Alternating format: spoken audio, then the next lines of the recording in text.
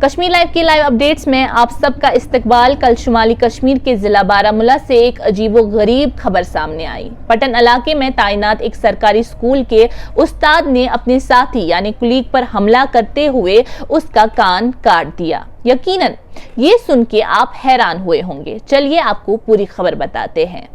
Reports کے مطابق یہ واقعہ 21 فروری اس وقت پیش آیا جب پٹن کے ایک سرکاری اسکول میں دو اساتذہ کے درمیان اسکول اسائنمنٹس کے انتظامی انچارج کو لے کر بحث ہوئی۔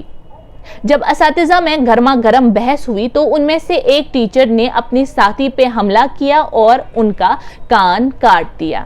اس واقعے کے بعد پٹن پولیس اسٹیشن میں ایک FIR درج کیا گیا اور اس کے بعد اس ٹیچر کو اپنے ساتھی پر حملہ کرنے کے الزام میں گرفتاری عمل میں لائی گئی۔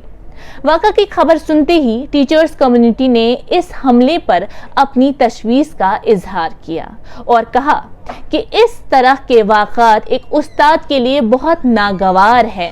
انہوں نے ایک بیان میں کہا کہ اس طرح کے واقعات پوری تدریسی برادری کی ساکھ پر سوال اٹھاتے ہیں اور یہ اجتماعی طور پر شرم کی بات ہے کہ اسکول میں اس نوعیت کے واقعات رونما ہوتے ہیں، کیونکہ اس سے وہاں کے طلبہ اور ان کے رویوں پر منفی اثر پڑے گا۔ اساتذہ کو طلبہ کے رول ماڈل کے طور پر پیش کیا جاتا ہے، لیکن جب اساتذہ اس طرح کے کسی بھی برتاؤ میں ملوث ہوتے ہیں تو طلبہ سے کیا امید رکھی جا سکتی ہے؟ رپورٹس کے مطابق متاثر استاد کے کان میں تقریباً 6 ٹانکے یعنی 6 سٹچز آئی ہیں۔ دراصل بارہمولہ کے ضلعی تعلیمی حکام نے معاملے کی تحقیقات کا حکم دیا ہے اور ملزم ٹیچر کے خلاف ڈپارٹمنٹل کارروائی کرنے پر غور کیا جا رہا ہے۔ آفیشلز کے مطابق اس معاملے کی تحقیقات کے لیے ایک زونل لیول کمیٹی تشکیل دی گئی ہے اور وہ اپنی سفارشات CEO بارہمولہ کے دفتر میں پیش کریں گے اور اس کمیٹی کی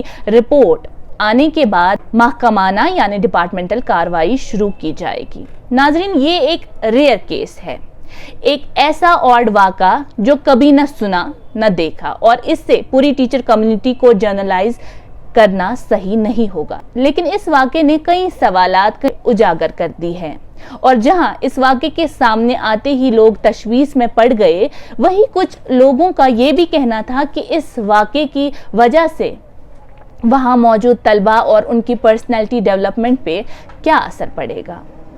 فی الحال ابھی کے لیے اتنا ہی۔ مزید معلومات کے لیے آپ بنے رہے کشمیر لائیو کے ساتھ۔